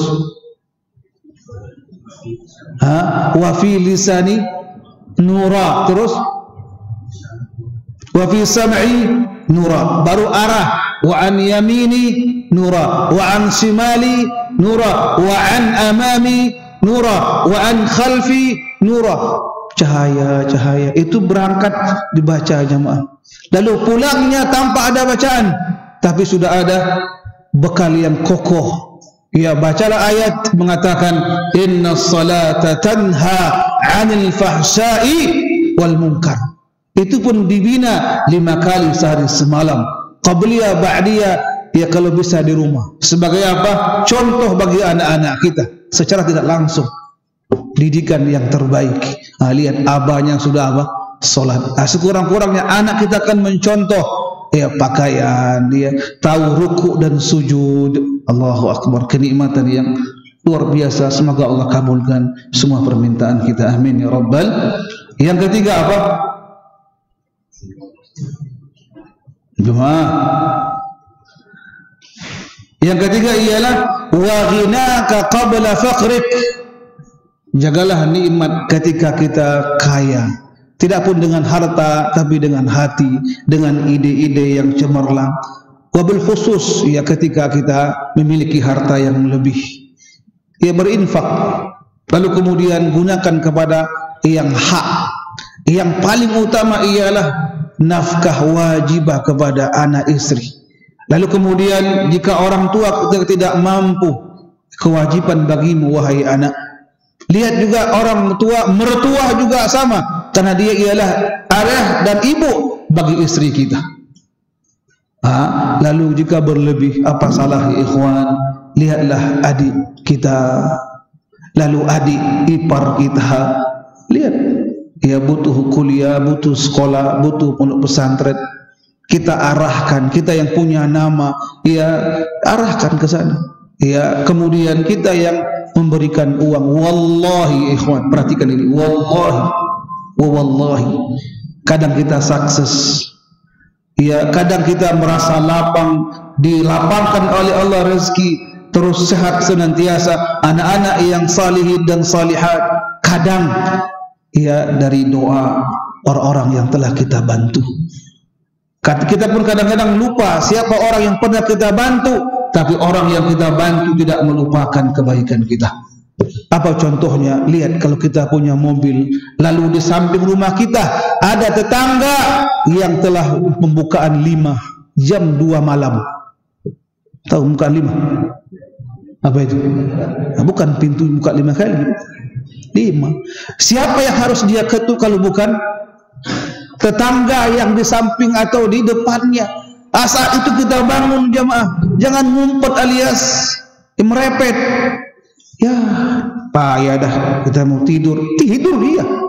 Saat itu ikhwan kita bangun, kita buka yang namanya jendela atau pintu kita, buka, nyalakan mobil. Jangan lupa bawa dompet. Nah, seandainya dia masuk ke rumah sakit ikhwan, DP 5,5 juta. Dia bawa uang cuma 0,5 juta. Apakah mungkin dia lahiran di luar rumah sakit? Uang kita berikan ikhwan. Apa susahnya bagi antum uangnya 5M? 5M. Oh kebanyakan. Alhamdulillah. 0,5M banyak. Hatta ke uang kita ikhwan 50 juta. Apa susahnya 5,5 juta? Gesek doang. Kan? Subhanallah. Wallahi ikhwan, kebaikan antum tersebut tidak pernah dia lupakan. Bahkan orang tua yang saleh, ibu yang salihah, dia ingatkan kepada, wahai anakku, bapak si fulan itulah, bapak itulah, ibu itulah. Nah, itu.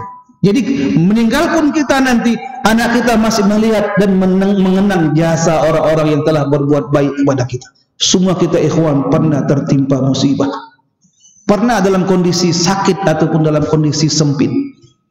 Nah, ingatlah orang-orang yang telah berbuat baik dengan kita. Dan Nabi kita mengatakan, barang siapa yang berbuat baik kepadamu, fakafi'uhu, balaslah dengan kebaikan yang sama atau yang terbaik. Jika tidak mampu, doakan jazakallahu khairah. Baik, apa yang keempat?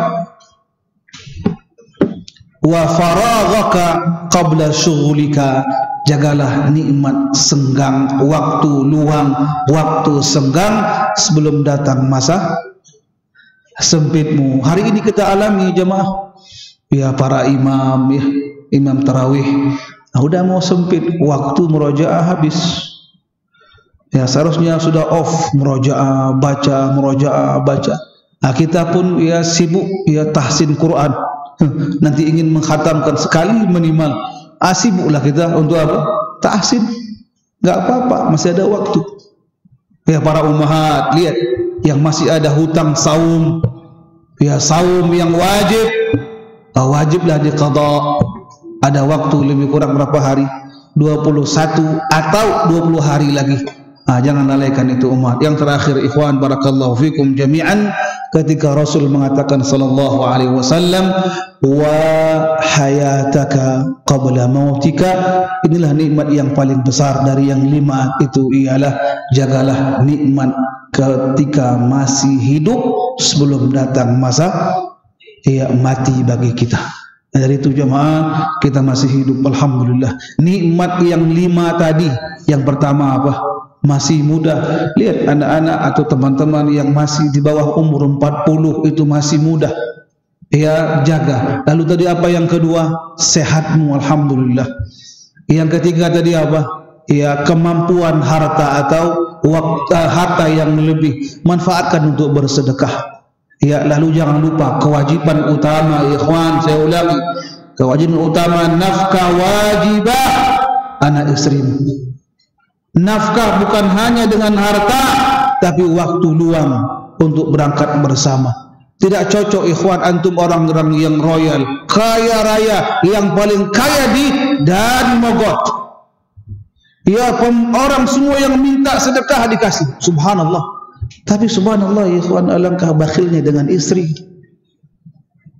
Lalu dengan orang tua, udah 20 tahun mendambakan ingin melihat Mekah. Berangkatkan haji dan umrah. Kalau kita ya hari ini menunggu yang namanya reguler, setengah abad baru berangkat. Kenapa yang tidak dengan furoda? Atau yang mungkin ya plus 3 yang hanya setahun menanti. Jangan bakhil ikhwan. Mohon maaf juga kepada istri-istri, jangan larang suami kita kalau mampu ya. Ya kalau mampu, jangan dikit-dikit kalau udah nanti mobil belum diganti. Udah ada 2, 1 untuk kerja, yang kedua untuk belanja, yang ketiga untuk kondangan. Beli lagi yang paling bagus, setengah M harganya. Allahu Akbar. Ikhwan, setengah M bisa berangkat haji furoda kedua orang tua kita. Ya, kadang tamak, ya tamak bahasa kita. Ya rakus, ya huruf sad lagi, rakus. Kurang apa sih? Dari itu manfaatkanlah semua nikmat-nikmat ini. Kemudian apa yang keempat tadi? Waktu luang. Ya, banyak waktu luang, banyak waktu senggang. Apalagi pandemi hari ini, lihat suami kita di rumah, kita pun tidak bekerja, jadi ibu rumah tangga, banyak waktu luang. Ya, bagaimana perkembangan anak-anak kita? Subhanallah, kalau SMP kelas 3 masih Iqra 3. Siapa yang salah jemaah? Naik SMA kelas 3 baru bisa di Iqra 6. Alangkah terlambatnya itu. Ya, kenapa tidak ada waktu Sabtu Ahad? Sabtu dia istirahat, Ahad dia mungkin sampai setengah hari untuk istirahat, olahraga, main dengan teman-temannya. Ada waktu ba'da asar. Tidak mampu kita mengajarkannya, datangkan guru privat yang baik. Nah, itu yang pendidikan sangat komplit ikhwan, dari mulai adab, penanaman adab, membiasakan yang baik, bersikap jujur, bahkan bisa membantu kedua orang tua, apalagi ia bekerja di dapur. Kalau hanya berangkat ke Carrefour, semua orang enak naik mobil, parkirnya bagus, ya swalayan ber-AC, uang banyak, tinggal gesek aja. Tapi bagi anak-anak kita tanamkan untuk bisa membantu ibunya di dapur. Ya, baik. Dan terakhir nikmat yang besar ialah semasa kita masih hidup ya ikhwan, silakan kita berziarah ke kuburan yang sangat dianjurkan oleh Rasulullah sallallahu alaihi wasallam, memetik 2 hikmah yang besar.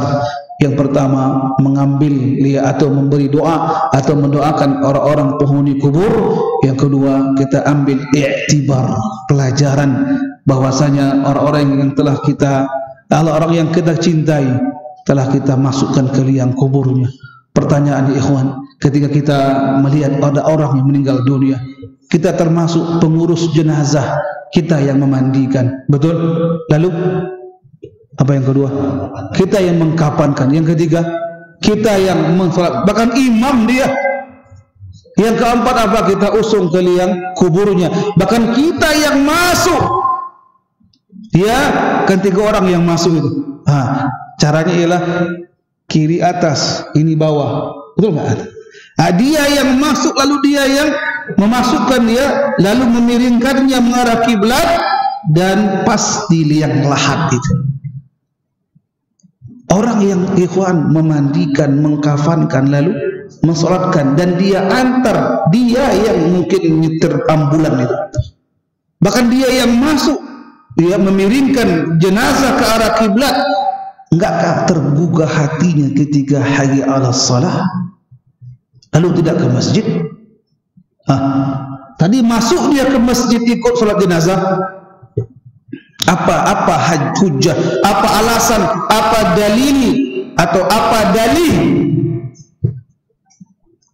Tidak ada ungkapan mengatakan, Pak, kenapa enggak ke masjid, Pak? Tahu enggak jawaban mereka? Katanya belum ada panggilan. Coba nanti, apakah menunggu panggilan malakul maut? Masuk ke masjid, bukan Anda yang masuk, tapi dimasukin. Pakai apa? Keranda. Jangan. Atau kata mereka, kalau ke masjid nanti takut riya. Berarti yang ke masjid riya. Lalu kemudian apakah bisa dia menjamin di rumah tidak riya? Yang ketiga, ini kan pandemi Pak Ustadz, kita bagus di rumah sama keluarga. Ya, kalau seandainya seperti Anda, kosong masjid. Untuk apa diseriakkan suara hayya 'alas shalah? Apakah hanya ungkapan tidak ada yang datang? Kan lucu ikhwan ketika muadzin qad qamatis salatu qad qamatis salat, yang hadir tidak ada. Ayah, mari ikhwan barakallahu fikum jami'an, ada waktu lebih kurang setengah jam sebelum adzan zuhur, kita bisa untuk berdiskusi atau ada masukan-masukan, atau jika ada sifatnya kritik membangun bagus juga. Barakallahu fikum jami'an, semoga ada manfaatnya dan bisa menjadi cemeti dan pelecut bagi kita untuk semakin semangat beribadah kepada Allah Subhanahu wa taala, manfaatkan memfungsikan waktu-waktu yang senggang untuk beribadah kepada Allah. Harta yang kita miliki bisa kita manfaatkan untuk berjihad fi sabilillah, lalu kemudian kesehatan, kemudian harta dan segala macam bentuk nikmat-nikmat Allah Subhanahu wa taala. Semoga Allah gerakkan hati, langkah kita, niat kita bisa difungsikan kepada ketaatan kepada Allah Subhanahu wa taala. Wa barakallahu fikum jami'an wa jazakumullahu khairul jazaa. Di sini ada berapa buah pertanyaan, semoga tidak sulit. Jika sulit ya mungkin ada yang bisa menjawabnya. Barakallahu fikum. Yang pertama, bagaimana cara menyikapi suami yang tidak mau sholat fardu berjamaah di masjid? Ini kan tadi mungkin dia termasuk orang yang memiliki 3 dalih tadi.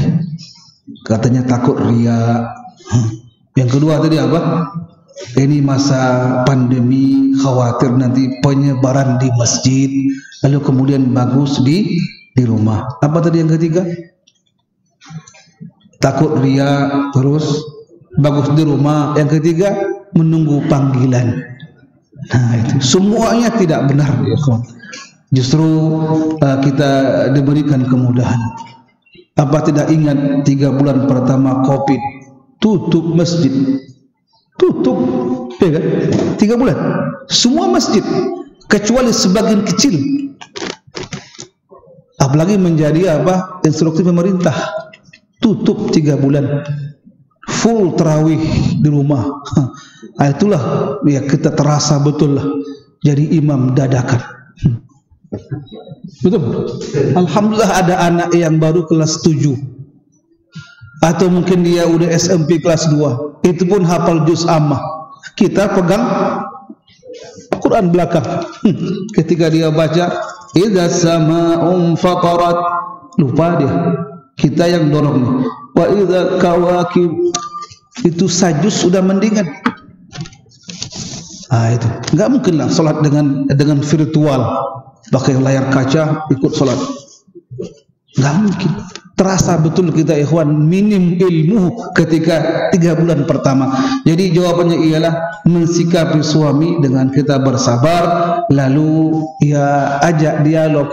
Ummahat ini kalau ummahat yang bertanya, ajak dialog yang bagus setelah makan habis minum di atas kasur.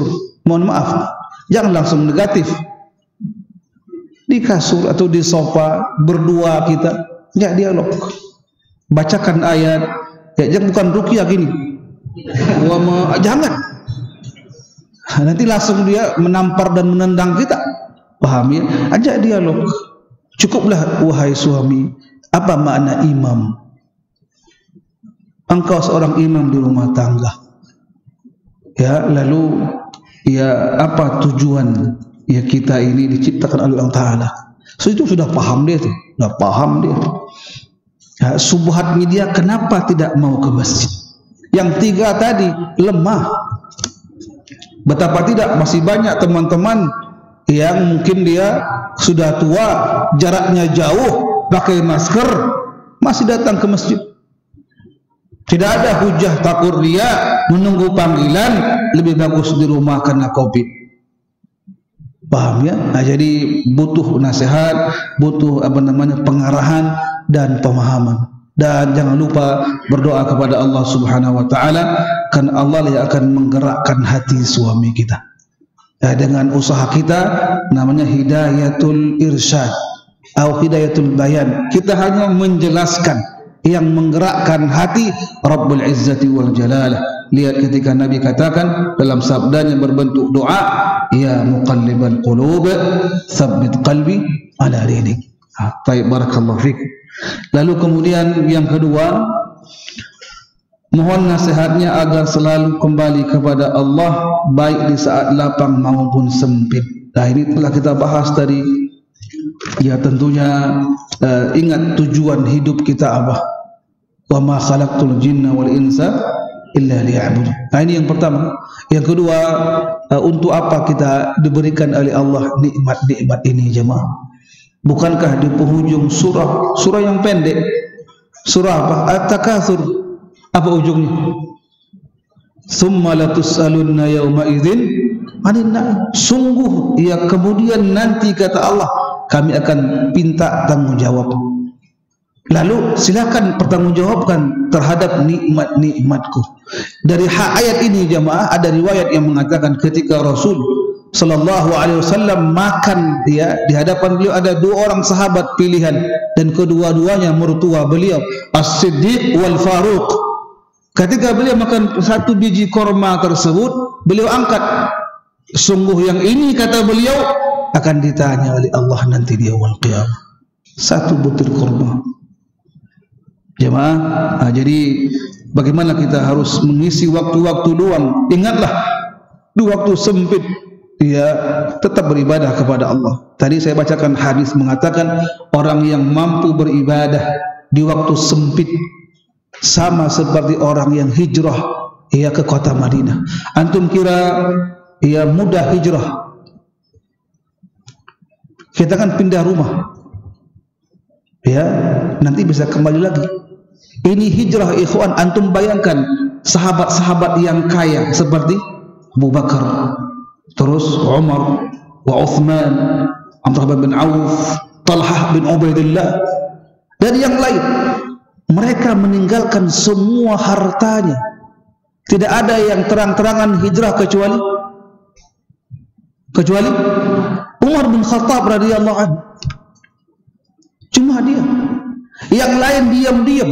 Mungkinkah mereka bawa sapinya atau ya bawa apa namanya berangkasnya? Hari ini kita mungkin kita uangkan semuanya dalam ATM.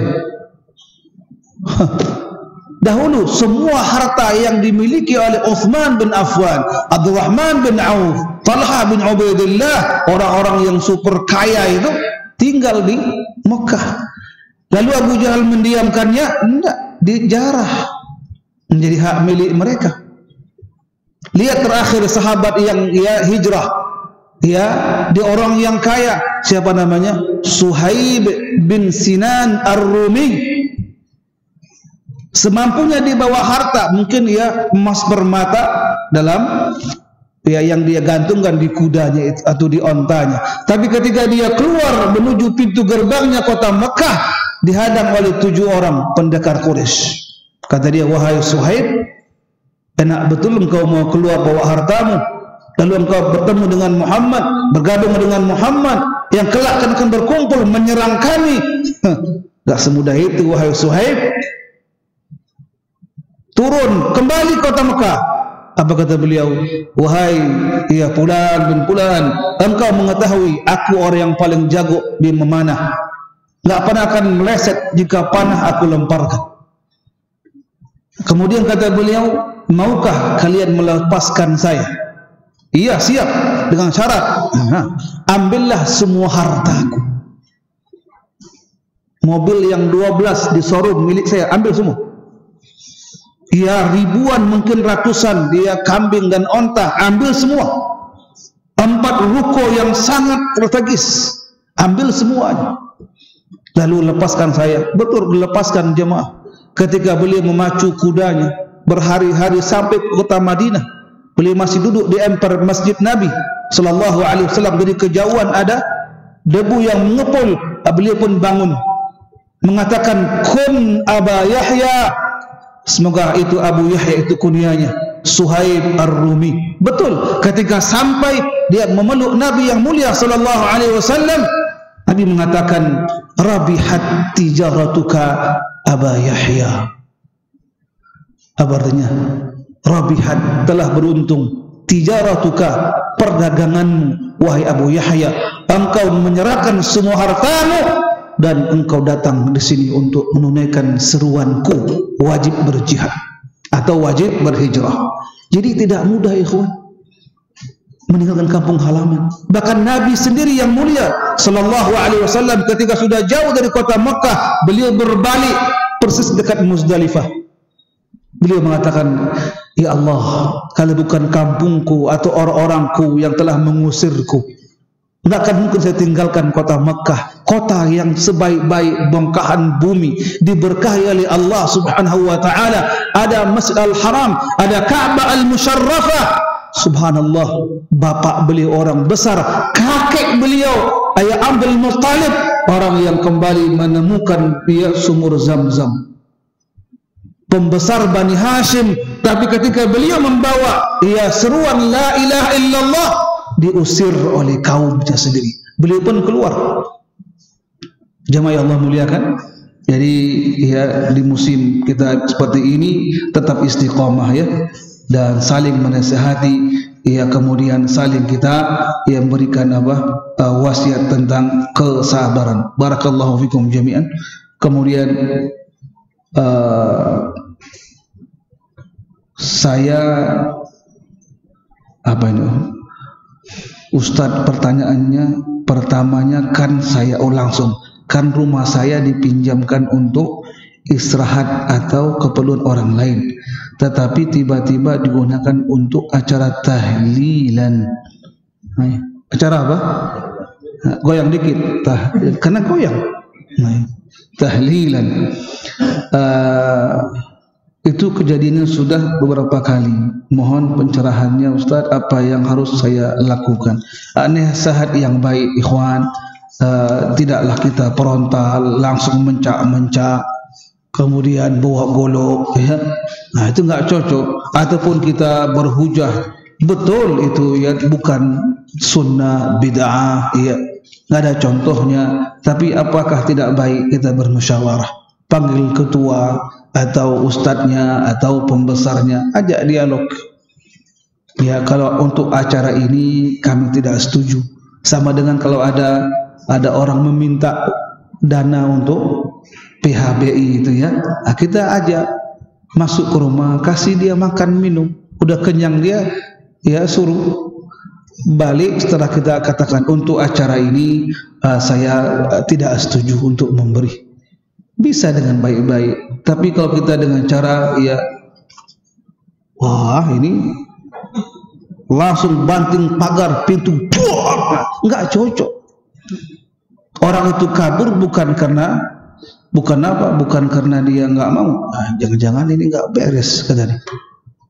Kita yang sudah menampakkan sunnah dengan akhlak yang baik, mungkin kita enggak senang. Enggak senang meminta untuk hal yang tidak ada contohnya, apalagi untuk dana. Tapi tindakan kita yang harus arif. Karena ada istilah kearifan lokal. Kearifan lokal. Bagus bahasa Arab. Kearifan lokal. Kita punya akhlak, punya ada bahasa yang baik, tutur kata yang sopan. Semoga Allah menggerakkan hati mereka untuk menerima apa yang menjadi alasan kita. Baik, barakallahu fikum jami'an. Yang terakhir, ini panjang pula ini. Saya punya anak penghafal Quran, alhamdulillah. Anak saya biasa di pondok pesantren. Sejak pandemi ini anak saya di rumah dan belajarnya di rumah lewat online. Semua kita alami ini. Saya merasa kewalahan Ustaz. Saya juga sama dengan anak saya yang setiap harinya pegang HP, sama. Dan lebih jelasnya kecanduan game. Kalau ini anak-anak belum. Semoga jangan deh. Jangan game Dulu kan ada PS. Itu dia berangkat ke tempat khusus PS. Sampai dia suruh pembantunya makanan datang, bawa kasur. Dia capek udah sampai jam 2, lelah matanya. Mau tidur di ubin nggak bisa. Telepon, kasur sama bantal. Bilang sekalian pasang AC. Pindah rumah ke PS. Mana pengawasan orang tua? Orang tua tidak cukup kasih makan, kasih tempat tidur, berangkat pagi pulang sore, yang penting masih hidup. itu ya mohon maaf binatang ternak. Kita manusia yang Allah muliakan dengan akal, dan tujuan hidup seorang muslim salafi agung luar biasa. Surga yang kita inginkan jamaah, tapi ya tiket ke surga itu mahal. Lihat kasus yang bertanya ini, jika dia seorang ibu atau seorang ikhwan, ya kewalahan menghadapi anak-anaknya. Selanjutnya, berbagai macam upaya sudah kami lakukan. Wah, ini luar biasa. Tapi masih seperti itu saja. Mohon nasihatnya Ustaz, barakallahu fikum, dan solusi. Ya, sebab di Jakarta KBM-nya masih online. Berarti orang Jakarta ini sama kayak anak DKI. Apakah harus dipindahkan saja dengan ya pondok yang lain, atau KBM-nya perlu offline? Ya jamaah, kita pun termasuk pengasuh pondok pesantren, sehingga saya termasuk orang yang ngotot untuk kembali offline dengan persyaratan yang ketat. Kita terus mengikuti podcast. Iya, datang anak Pak 2 pekan di lantai 2. Belajarnya berjarak, naam, pakai masker, naam. Ikuti apa kata dokter setempat itu. Lalu kemudian selama dia 2 pekan alhamdulillah tidak ada, berarti sudah aman. Lalu datang kelas 8, itu juga dia harus nginap di atas 2 pekan alias di karantina. Itulah usaha kita. Semua orang, jangankan kalau ibu atau bapak yang bertanya, ya seorang ya aktivis atau seorang ya praktisi pendidikan, guru sekaligus, dan dia anak seorang guru, artinya apa? Dia punya anak, ya kewalahan. Kalau 3 anaknya, Allahu Akbar. Lihat kemarin kita lihat ya hasil nilai anak-anak ya ketika semester. Ya jatuh jamaah. Guru, saya terguru jamaah. Saya terus terang ini anak ketika dia di kelas biasa aja, ngejawab jarang, ngorok sering. Ketika ujian online 30. Ketika ujian apa? UTS-nya.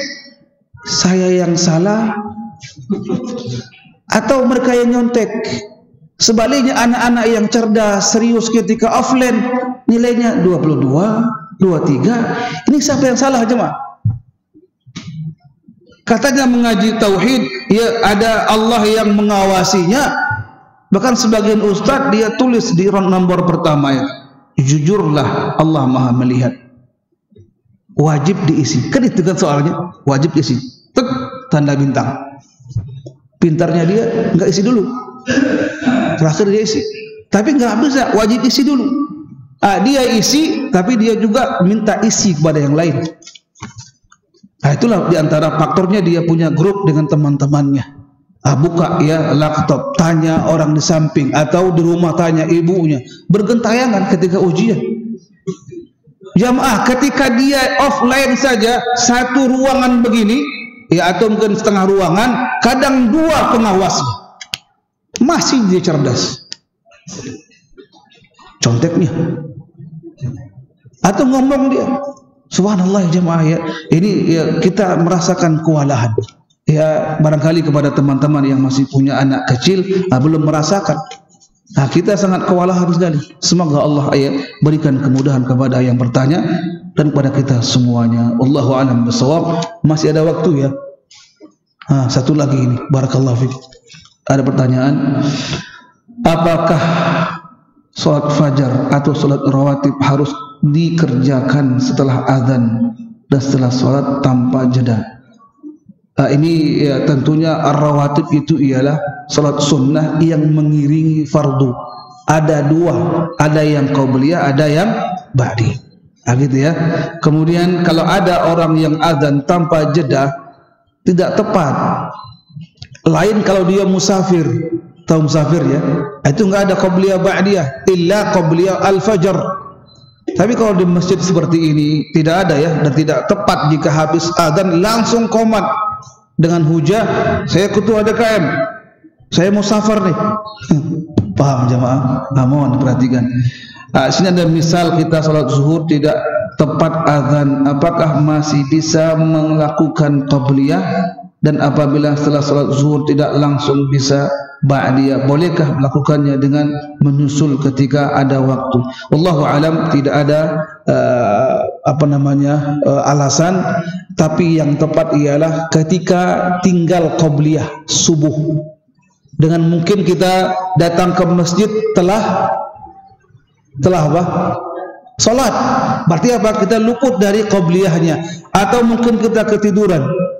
Nah, sehingga ini bukan menjadi kebiasaan, sengaja kita bobo dulu tidur. Pas qomat kita langsung apa? Langsung ikut fardu. Nanti qabliyahnya kita qadha. Nah, ini enggak cocok, bukan kebiasaan. Tapi apa? Di luar kebiasaan, mungkin dia lupa, atau tadi karena apa? Mendapati masjid jedanya cuma 3 atau 5 menit atau 4 menit, tidak dapat kita qabliyahnya. Nah, bagi orang yang seperti ini bisa dia mengqadha ba'da salah. Ya, wallahu a'lam bishawab. Barangkali sampai sini jamaah tidak ada yang langsung bertanya. Taib. Fadhal. Fadhal ya Ustaz awal aman. Enggak ada ya? Atau yang langsung? Tidak ada. Baik, cukup. Jadi tidak terjadi pembagian hadiah ini. Padahal ada hadiah. Saya yakin di sini ada tiket umrohnya. Enggak ada ya. Barakallahu fikum jami'an. Semoga ada manfaatnya. Saya mohon maaf jika ada kata kalimat yang tidak cocok, yang tidak pas, atau menyebutkan secara keliru ataupun tidak tepat. Saya mohon dimaafkan, dan juga saya mohon ampun kepada Allah Subhanahu wa taala. Sebaliknya, jika ada kalimat yang baik, kata-kata yang cocok di hati, ambil, lalu terima dan amalkan, serta pujilah Allah semata-mata. Semoga kita bisa bertemu di lain waktu dan dalam rangka talabul ilmi, dan ya kita akhiri dengan doa kafaratul majlis. Subhanakallahumma wa bihamdika asyhadu an la ilaha illa ant astaghfiruka wa atubu ilaik. Wassalamu alaikum warahmatullahi wabarakatuh.